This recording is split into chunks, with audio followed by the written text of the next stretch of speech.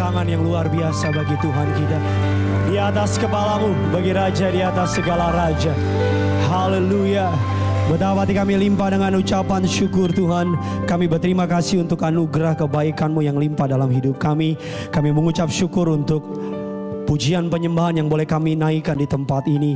Kami bangga punya Allah seperti Engkau. Kami bangga disebut sebagai umat kepunyaan-Mu Tuhan. Kami berdoa siapapun yang datang pada hari ini, kami percaya tidak sama waktu mereka pulang.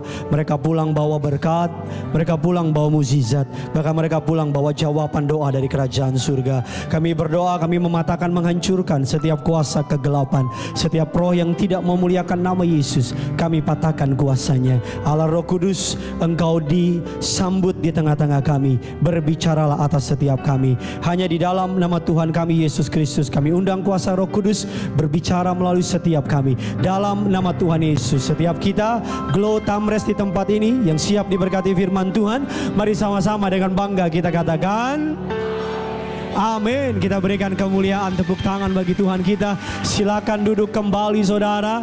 Haleluya, terpujilah nama Tuhan yang telah mengumpulkan saudara dan saya pada sore menjelang malam hari ini. Terimalah salam dari mimbar ini. Shalom Glow Tamres. Belum semuanya, bisa lebih kompak lagi. Shalom Glow Tamres. Apa kabar semuanya saudara? Tuhan Yesus itu baik, amin. Banyak berkat, banyak mukjizat, banyak uang saudara. Haleluya. Saya mau absen. Siapa yang bangga punya Tuhan Yesus bisa lambaikan tangan saudara. Oh haleluya. Boleh kasih salam kiri kanan saudara. Katakan kamu ganteng atau cantik malam ini. Bilang saudara. Haleluya. Puji Tuhan. Kalau saudara jomblo dan sampingmu tampaknya jomblo, pegang sambil ucap doa dalam hati saudara. Haleluya. Puji Tuhan. Saudara siap diberkati? Mari sama-sama kita akan melanjutkan sebuah serial khotbah The Great Reversal, sebuah pemutar balikan yang diajarkan Yesus dalam sebuah khotbah Sabda Bahagia. Kita masuk kepada part 2 atau bagian kedua dengan judul Duka Cita yang Mendatangkan Berkat. Apa judulnya saudara? Mungkin judul ini kelihatannya nggak masuk akal bagi saudara. Mungkin judul ini di mana-mana berkat itu sukacita, bukan duka cita. Tetapi ternyata dalam Alkitab ada sebuah pengajaran yang unik yang Yesus sampaikan ketika dia menyampaikan di Sabda Bahagia, bahwa Tuhan dapat bekerja dalam setiap musim dalam hidup kita. Dia bukan saja dapat bekerja ketika engkau berada di puncak gunung bicara keadaan baik, tapi dia juga dapat bekerja ketika engkau ada di lembah, ketika engkau berada di bawah musim yang namanya pencobaan, penderitaan, tantangan. Sama-sama bilang sama saya, Tuhan yang saya sembah bukan hanya ada di saat keadaan baik, tetapi terlebih lagi Dia ada ketika keadaan tidak baik. Coba yang percaya bilang amin dan kasih tepuk tangan di atas kepalamu. Haleluya. Oke? Udah, itu khotbah saya, kita boleh pulang saudara. Mari sama-sama kita lihat Injil Matius 5 ayatnya yang keempat. Injil Matius 5 ayatnya yang keempat. Yuk sama-sama kita baca. 3, 2, 1 ya. Karena mereka akan, sekali lagi, karena mereka akan. Saudara nggak salah baca, saudara nggak salah lihat. Yesus bilang berbahagialah orang yang berduka cita karena mereka akan dihibur. Karena menurut Yesus keberkat itu, bahagia itu berbeda dengan menurut dunia. Saya kemarin iseng di sosial media saya yang followernya 1 miliar itu. Saudara yang belum follow tolong follow, like, subscribe. Tolong dibantu lah. Jangan minta fallback. Saya kemarin ngomong di sosial media, saya tanya, Dear netizen maha benar maha sempurna. Ya kan netizen kan kalau udah ngomong suka-suka moncongnya aja kan. Ya kan, Dear netizen saya mau tanya, apa sih arti bahagia bagi kamu? Apa sih arti bahagia bagi kamu? Banyak yang jawab bahagia itu menggenggam tanganmu. Yeay, dasar jomblo. Ada yang bilang bahagia itu punya mobil, punya rumah. Masing-masing punya jawabannya. Tetapi bahagia dari versinya Yesus akan mengejutkan saudara. Mari kita lihat bahagia versi dunia. Bagi dunia, bagi budaya, dari sudut pandang budaya atau dunia, bahagia itu ketika segala sesuatu berjalan dengan lancar. Bagi kita, kalau segala sesuatu berjalan dengan lancar, bagi kita itu bahagia. Kan enak kan, kita punya bisnis lancar, kita punya karir lancar, kita PDKT, bukan dijawab kamu terlalu baik bagi aku. Ini dari ini banyak yang jomblo nih. Semua ketika segala sesuatu berjalan lancar, maka bagi kita itu bahagia. Tetapi kita lihat lagi bahagia yang kedua. Berbahagia ketika semua impian kita tercapai bagi dunia. Ketika our dream, kita mimpi jadi polisi. Dan ketika gede, kita jadi polisi. Bukan malah yang ditangkap polisi. Ketika kita mimpi pengen jadi dokter, ternyata kita jadi dokter. Itu yang disebut bahagia. Yang ketiga, bagi dunia, bahagia itu adalah definisi bahagia menurut dunia adalah ketika kehidupan kita bebas dari kesedihan, bebas dari duka cita. Itu menurut dunia. Tetapi Yesus datang dalam konteks sabda bahagia ini. Dia bilang bahagia begini, dia bilang demikian. Bahagia menurut Yesus dalam konteks sabda bahagia adalah ketika kita mengalami keadaan sukar, mengalami penderitaan yang paling dalam. Ketika kita sampai pada ujung akhir dari diri kita sendiri, maka pada saat itulah kita berbahagia dan diberkati. Saudara amin, karena mungkin belum ngalamin kan. Tapi itu maksud Yesus. Mungkin saudara bilang sama saya, are you crazy? Lu gila kali Pak Pendeta. Bahagia itu bukan ketika masalah ada datang. Jangan marah-marah dulu saudara. Tapi saya akan jelaskan sama saudara. Justru seringkali ketika kita mengalami penderitaan. Ketika kita mengalami air mata. Justru di sana kita ketemu Yesus. Justru di lembah kekelaman kita ngalami Yesus. Justru di masa sukar kita kenal Tuhan. Alkitab mengatakan saudara seorang hamba Tuhan C.S. Lewis mengatakan demikian. Dalam keadaan senang Allah berbisik sama kita. Tapi dalam keadaan air mata Allah berteriak sama kita. Saya mau tanya sama saudara. Kapan Tuhan terasa dekat? Seringkali ketika keadaan kita sedang susah. Ini ada orang apa enggak sih? Amin.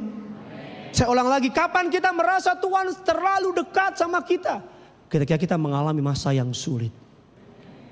4-5 bulan belakangan ini saya ngerasa deket banget sama Tuhan. Deket banget. Karena tiap malam gak bisa tidur kalau gak nyembah. Karena gak bisa tidur kalau gak cari Tuhan. Tiap malam kerjaannya cuma membasahi tempat tidur dengan air mata. Bagi orang ini kemunduran bagi saya, tapi bagi saya bukan kemunduran. Tuhan sedang tarik saya mundur ke belakang untuk maju ribuan lipat kali ganda. Untuk kemuliaan bagi nama Tuhan.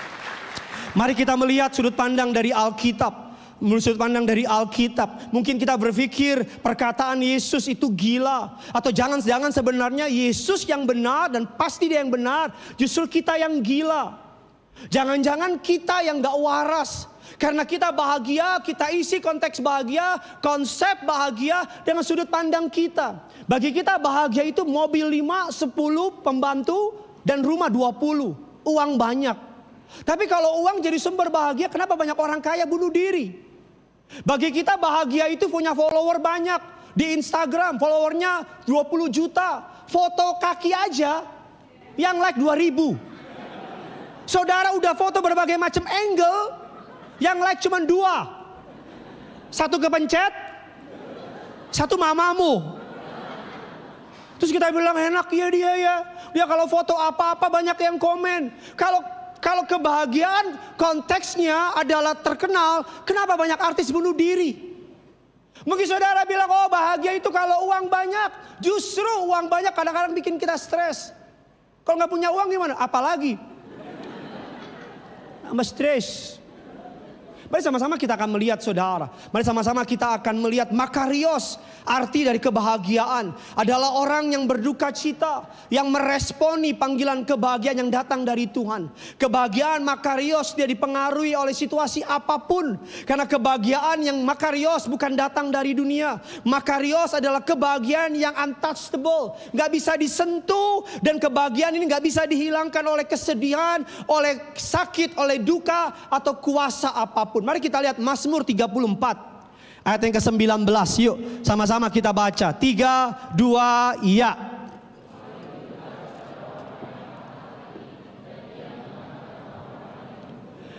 Justru Tuhan terasa dekat ketika hatimu hancur. Amin kayak apa kayak gitu. Amin. Justru Tuhan terasa dekat ketika engkau merasa remuk. Mari kita lihat contoh di Alkitab namanya Ayub. Ayub ini dari Sumatera Utara namanya Ayub Siagian. Bodoh amat Pak, terserah gua. Ayub menurut versi dunia, Ayub itu bahagia. Kenapa? Karena kaya, pernikahannya bahagia, anak-anaknya baik, hidupnya baik, 7 anak laki-laki, 3 anak perempuan, 7.000 ekor kambing domba. Kalau Ayub ini orang Batak pasti 7.000 babi, 3.000 ekor unta, 500 pasang lembu, 500 keledai betina, budak yang sangat banyak. Menurut dunia, Ayub ini happy, bahagia. Tapi kita melihat ketika Tuhan memproses Ayub, anak-anaknya mati, kehilangan seluruh ternaknya, kesehatannya terganggu, bara busuk di seluruh tubuhnya. Dia harus memecahkan yang namanya beling untuk menggaroknya. Bahkan istrinya berkata, kutukilah Allahmu dan matilah. Tetapi Ayub 42 ayat yang kelima, justru di momen duka cita ini Ayub mengenal Tuhan. Mari sama-sama kita baca Glotamres 3, 2, iya.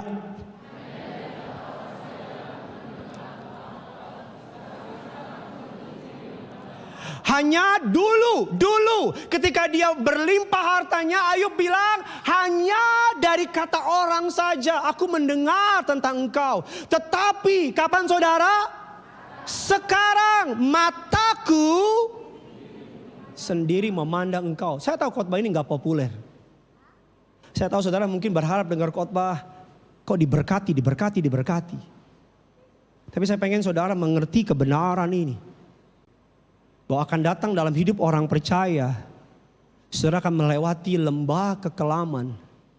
Dan di lembah kekelaman itu engkau akan menemukan Yesus. Amin. Engkau akan menjadi dewasa. Saya beberapa waktu lalu ketemu dengan seorang jenderal.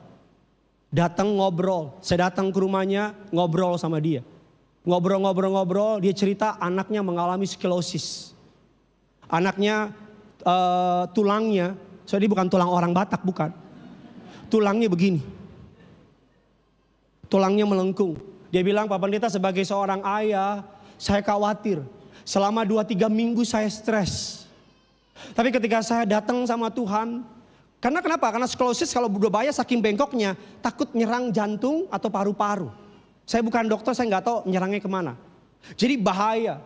Tapi dia bilang justru di masa kabar buruk ini, saya jadi bisa main gitar. Dia beli gitar, dalam 2 bulan dia jadi bisa main gitar. Walaupun cuma bisa kunci C. Dia bilang sama saya. Dia bilang justru di masa sukar ini kami ngalamin Tuhan. Kami tiap malam nyembah jadinya. Saya sama istri saya, sama anak saya tiap malam nyembah. Penyakit itu gak lagi menakutkan sama saya. Penyakit itu gak lagi curi damai sejahtera saya Pak Pendeta. Justru di momen ini saya sama istri sama anak kami paling dekat. Kami nempel. Justru di momen ini selama hidup saya, ini momen dimana saya ngalamin damai sejahtera yang dari Tuhan. Cabang lain sih tepuk tangan, cabang lain. Cabang ini ise doa Ayub, ise. Ya. Saya tahu khotbah ini mungkin saudara berharap khotbah yang fun, enteng. Karena kan kita selalu menghindari penderitaan. Kita kalau punya masalah pengen cepat-cepat selesai. Kalau ada masalah kita pengen buru-buru lari. Di Amerika tanggal 9 Maret dirayakan sebagai National Get Over It Day. Setiap 9 Maret. Saudara yang tinggal di Tambun jangan sok-sokan rayain. Ini diciptakan oleh namanya host God Black. Dia putus cinta sama pacarnya, sakit hati, dia lari mabok-mabokan dan sebagainya. Diciptakanlah National Get Over It Day.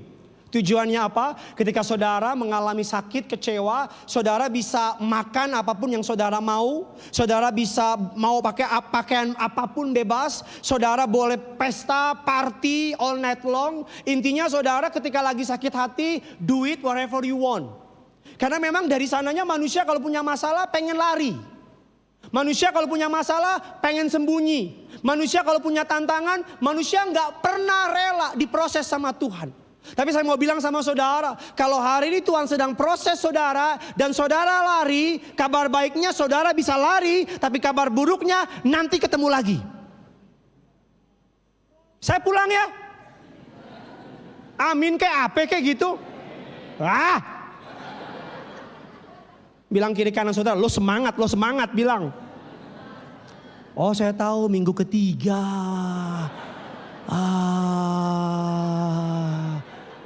Pantasan make upmu mulai tipis.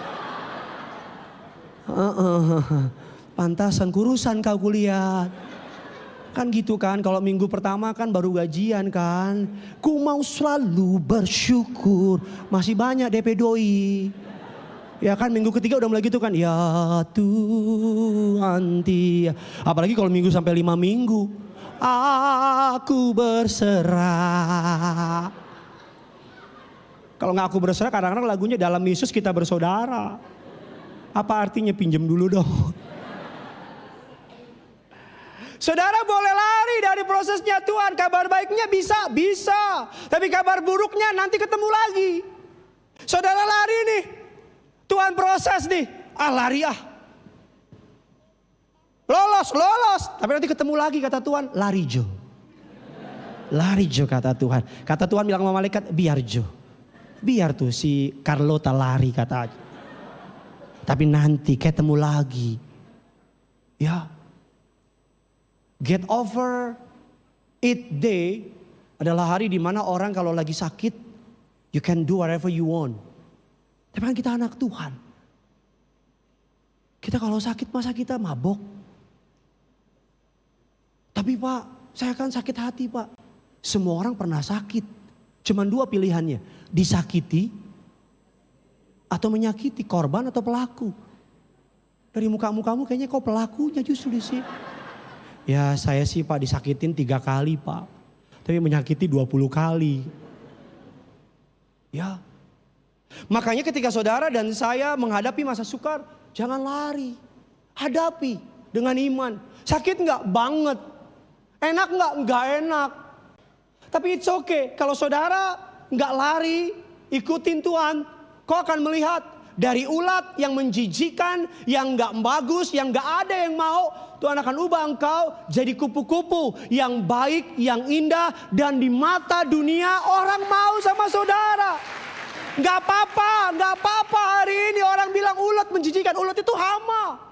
Kita semua tadinya ulet, gak layak, gak menarik di hadapan manusia. Tapi ketika kita datang sama Tuhan, mungkin hari ini orang lihat saudara sebagai sampah gitu, sebagai menjijikan. Tapi kalau engkau gak nyerah sama dirimu dan datang sama Tuhan, tunggu tanggal mainnya di bioskop-bioskop kesayangan Anda. Kau akan melihat tangan Tuhan yang kuat mempromosikan saudara dengan ajaib dan luar biasa. Saya masuk dalam inti khotbah saya. Apa yang dimaksud dengan mourn to be happy? Berduka cita yang mendatangkan berkat. Yang pertama, Alkitab mengatakan berduka cita. Berduka cita atas apa yang mendatangkan berkat? Yang pertama adalah berduka cita atas dosa kita. Duka cita atas kita hidup di generasi yang kalau dosa malah bangga. Kita hidup di generasi yang kalau itu orang habis gue samperin, moncongnya gue pegang. Itu orang habis gue sikat, kita bangga. Kita hidup di masyarakat yang rebut suami orang malah bangga. Malah nyanyi lagi. Jadikan aku yang kedua. Kita hidup di masyarakat yang kalau salah galakan dia. Betul. Yang salah siapa? Yang galak. Kita hidup di masyarakat kalau minjem baiknya minta ampun, gila nagih kita kayak pengemis. Tol.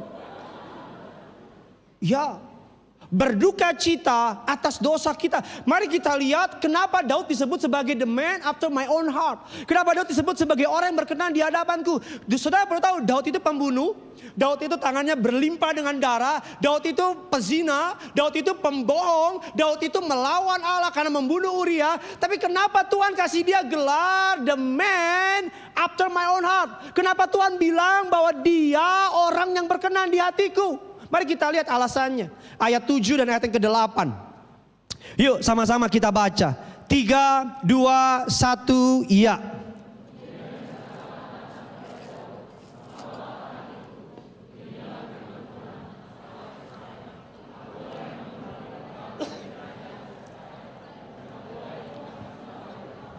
Ayat yang ke-8, kasih keras suaramu, telah dan aku telah, dan seandainya itu belum, tentu kutambahkan lagi apa? Kita tahu background dari cerita ini, Daud membunuh Uria, tidur dengan Betsheba. Kita tahu cerita ini, yang ngerti bilang amin dulu. Saudara tahu kan? Yang nggak tahu pura-pura tahu aja. Tahu ya Bu ya? Oke, mantap. Nggak usah dijawab juga tapi. Kita tahu ceritanya. Singkat cerita, Nabi Nathan. Saudara perlu tahu Nabi Nathan nabi kecil, bukan nabi besar. Dia bukan nabi yang seperti Samuel. Nabi Nathan datang ke kerajaan Daud, istananya. Daud sebagai pemimpin. Nabi Nathan bilang, kaulah orangnya yang melakukan itu. Daud punya dua pilihan. Sebagai raja, dia bisa menyimpan dosanya dengan membunuh Nathan. Dia bisa panggil pasukannya, Yoab, sikat Nathan. Buang kemana? Tambun. Jauh Tuhan, bodoh amat. Tapi Daud ketika ditegur oleh Nathan, listen carefully. Ada perbedaan antara orang yang berkenan sama Tuhan sama orang yang gak berkenan. Adam ketika Allah tegur, kenapa kau memakan buah pohon pengetahuan yang baik yang benar itu? Adam bukannya bertobat, tapi Adam salahin Hawa. Bahkan salahin Tuhan. Bahkan ketika Saul, raja sebelumnya, ditegur oleh Samuel karena Tuhan menyuruh Samuel, Saul bukannya bertobat, tapi Saul malah minta Samuel untuk jangan ambil kerajaannya. Lihat, banyak semua orang buat salah, tapi hanya orang yang rendah hati ketika ditegur mau mengakui kesalahannya. Amin. Siapa sih gak pernah buat salah? Ada yang gak pernah buat salah? Angkat tangan. Kita jadikan dia Tuhan dan Juru Selamat di sini. Nama saya nggak pernah buat salah. Nggak ada. Semua orang buat salah. Kenapa Daud berkenan di hadapan Allah? Kenapa Daud Allah sayang? Kenapa Daud Allah promosikan? Kenapa keturunan Yesus, keturunan Allah, Allah sendiri lahir dari garis tangannya Daud? Kenapa? Woi, saya kan udah anggota Tamres ini saya.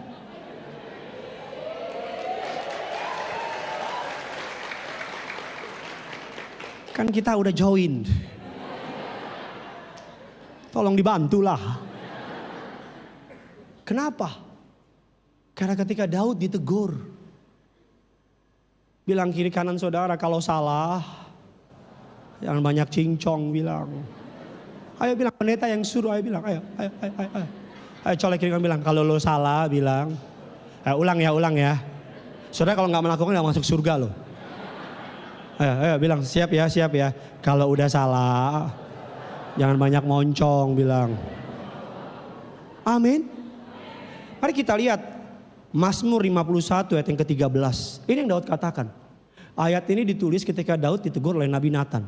Yuk 3, 2, 1, ya.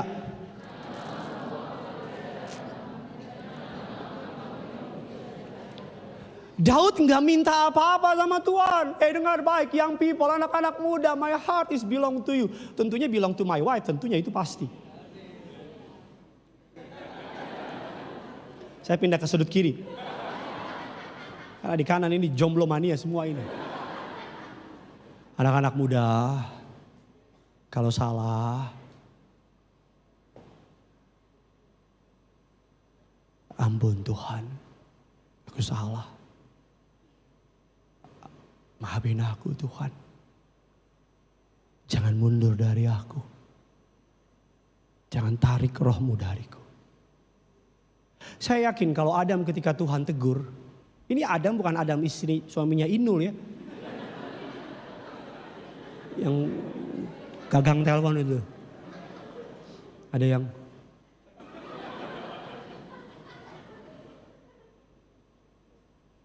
ketika Adam salah, saya yakin kalau Adam langsung ngomong gini, have mercy on me God.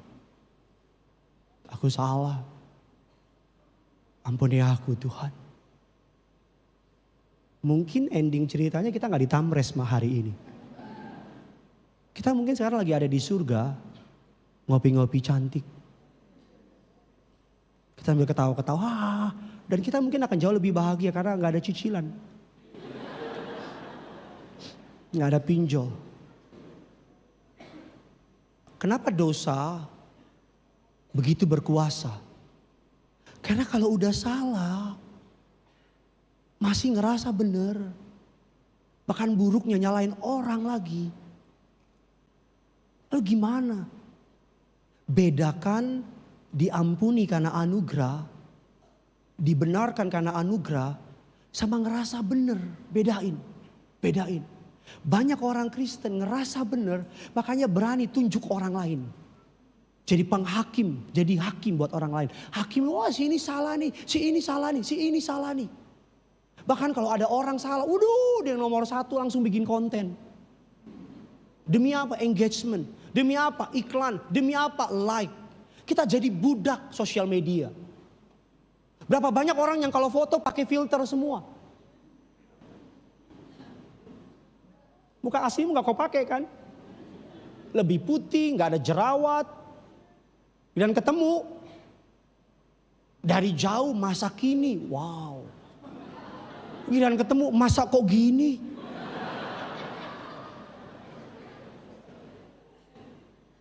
Kita hidup di masyarakat yang sangat pintar berpura-pura.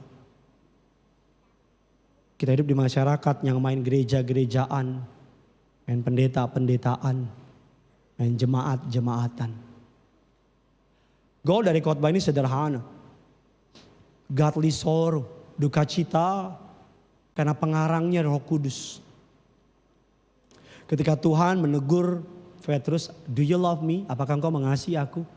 Petrus sedih. Kenapa Petrus sedih? Karena Petrus mengingat dosanya. Saya gak dorong saudara untuk mengingat dosa-dosa masa lalu, no. Tapi saya dorong saudara untuk bisa ngalamin proses ini sama Tuhan. Ngelewatin proses ini sama Tuhan. Kalau belum, tunggu tanggal mainnya. Di bioskop-bioskop kesayangan Anda. Kau akan lewatin itu. Saya berdoa ketika engkau melewati itu, engkau kuat. Saya berdoa ketika momen itu datang, kau gak lari. Kau akan keluar sebagai pemenang. Amin saudara. Ayo kasih tepuk tangan dulu. Ibrani 12 ayatnya yang ke-11. Ibrani 12 ayat yang ke-11. Yuk sama-sama kita baca. Saya minta tolong pemain keyboard bisa bantu saya.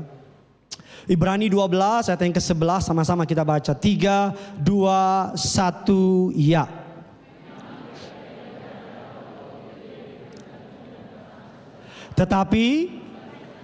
Tetapi kemudian ia menghasilkan apa? Buah kebenaran yang memberikan apa? Damai kepada mereka yang apa? Kepada mereka yang apa? Ketika Yesus berbicara ini di khotbah sabda bahagia, Yesus bilang berbahagialah mereka yang berduka cita karena mereka akan dihibur. Duka cita di sini ada berbicara godly sorrow karena dalam diri kita Roh Kudus menjadi pengarangnya. Ketika saudara berkata bohong, Roh Kudus memberikan duka cita. Roh Kudus bilang jangan bohong dong, kan kamu anak Tuhan. Ketika kita ngomongin orang lain, Roh Kudus yang mengarang perasaan bersalah. Roh Kudus bilang gini, kok kamu ngomongin orang lain sih, kan kamu anak Tuhan, jangan ngomongin orang lain. Ada godly sorrow. Ketika saudara ada orang jahat sama saudara gak ngampunin. Di sini ada Roh Kudus yang ngingetin, ampunin dong. Kamu kan diampunin banyak. Kamu juga harus mengampuni orang yang bersalah. Roh Kudus dalam diri saudara, setiap kali saudara melawan kehendak Allah, dia akan memberikan duka cita itu. Dia akan membuat saudara sabar. Dia akan membuat saudara, aku kan anak Tuhan. Aku kan udah ditebus oleh darahnya. Aku gak boleh jahat sama orang. Orang mau jahat terserah dia deh. Aku harus ngampunin, dia gak ngampunin urusan dia. Amin. Walaupun jemaat nggak respon khotbah saya, urusan jemaat. Aku ampuni tapi minggu depan jangan diulang. Amin. Duka cita yang mendatangkan sukacita. Kenapa? Karena ketika dulu saudara dan saya, tolong yang sedih-sedih mas. Aku yang lemah tanpamu, aku yang hina karena cinta yang tak hilang darimu, yang mampu membunuhku. Darimu, darimu. Najis Pak memang. Kamu berbohong, ku tetap percaya. Kamu lukai, ku tak peduli. Coba kau pikir.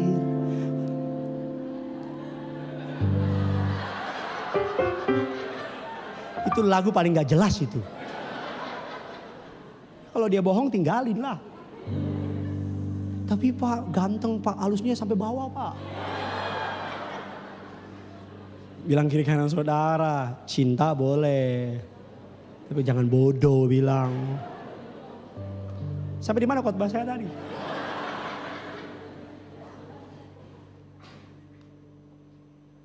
Sedih-sedih lagi Mas. Dulu kan ketika lagi happy kan, hati kita ini kayak kamar kan. Kesibukan, karir, teman-teman, ya kan. Harta, hobi, sampai Tuhan, pemilik hati kita, gak punya tempat. Tapi ketika duka cita datang, mungkin namanya dipecat, mungkin namanya putus kontrak, mungkin namanya diputusin, whatever it is. Kan sedih, temen kan pergi, kesibukan mulai gak ada, hobi juga gak bisa dikerjain. Sehingga ada ruang menganga di sini yang memang Tuhan tunggu. Karena kita terlalu banyak mengisi hati kita dengan yang bukan dari Tuhan. Makanya Tuhan berusaha masuk Alkitab bilang, lihat aku berdiri depan pintu, aku mengetuk. Dia gak mau dobrak masuk. Walaupun itu hati punya dia. Makanya kadang-kadang Tuhan harus pakai masalah. Tuhan pakai yang namanya pengkhianatan, duka cita, air mata. Air mata pertobatan itu menyucikan hidup kita loh.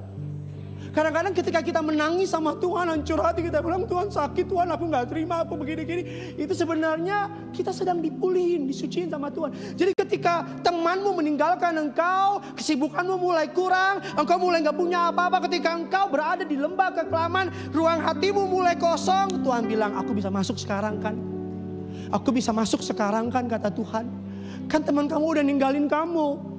Kan kamu udah gak sibuk kayak dulu lagi. Kan dulu kamu kan sibuk, kamu kan manajer di kantor. Kamu gak pernah punya waktu buat aku, kata Tuhan. Ketika kamu sekarang dalam keadaan lembah kekelaman, karena itu yang saya alami. Itu yang saya lewatin ketika saya semua pergi meninggalkan. Banyak ruang kosong di hati saya. Di situ Tuhan menjumpai saya. Di situ Tuhan datang sama saya. Saya kenal Tuhan lebih lagi.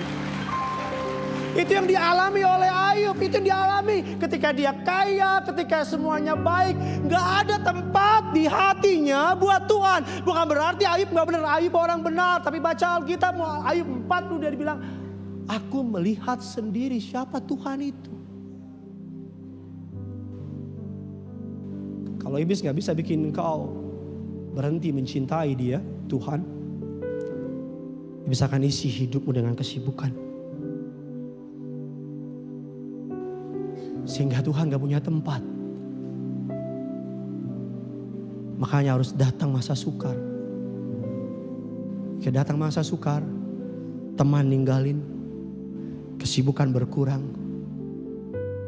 Mungkin nama masa sukar itu di rumah sakit. Di situ Tuhan muncul. Bisa ngomong, kata Tuhan. Sekarang kan udah gak sibuk. Mungkin tiap malam kau teleponan mulu sama pacarmu. Teleponan mulu. Dari terbit matahari sampai tenggelamnya. Kamu tutup dong. Kamu aja. Tutup bareng-bareng ya. 1, 2. Kok gak ditutup? Sampai pagi teleponan. Pas putus.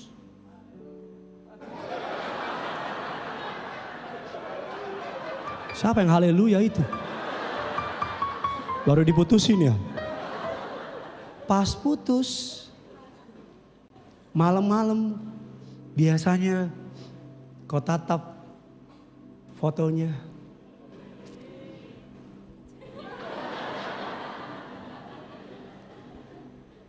Udah mulai gak sibuk kan? Roh Kudus mulai ngomong. Can we talk now? Bisa ngomong sekarang. Mungkin kau atlet sibuk tanding mulu terus. Tuhan kasih cedera. Kakimu digips. Atau otakmu digips. Terserah kau lah, apa saya gak tahu lah.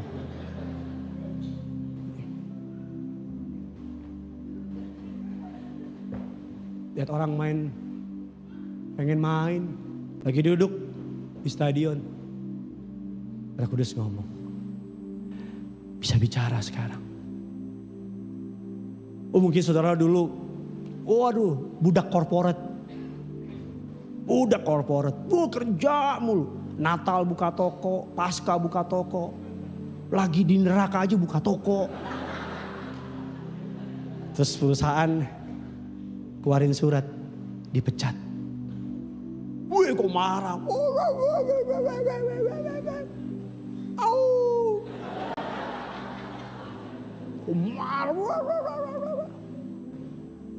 Lalu ketika lagi di rumah, kirim-kirim CV, Roh Kudus mulai ngomong. Hey, udah lama gak ngobrol. Apa kabar? Kok mulai, saya selalu bilang ya, semua akan ninggalin kau. Semua. Kalau namanya masih manusia, pasti akan menyelamatkan dirinya sendiri. At the end of your life, hanya satu pribadi yang selama ini kau cuekin. Kau gak pernah peduliin dia. Hanya dia yang akan stay setia sama saudara. Namanya Yesus. Namanya Yesus. Pesan saya sebagai hamba Tuhan, jangan mentok dulu, baru datang. Mumpung belum mentok, datang. Saya ngucap syukur 4-5 bulan ini seru. Gideon diproses sama Tuhan, seru. Saya sama istri saya diproses, mantap. Nano, rame rasanya. Saya tahu siapa teman saya. Saya tahu siapa sahabat saya. Saya tahu prioritas saya siapa. Saya menemukan panggilan saya yang sebenarnya dari Tuhan. Justru di momen-momen ini. Orang merancangkan yang buruk, tapi Tuhan merancangkan yang baik. Semangat anak-anak muda, semangka. Semangat kakak.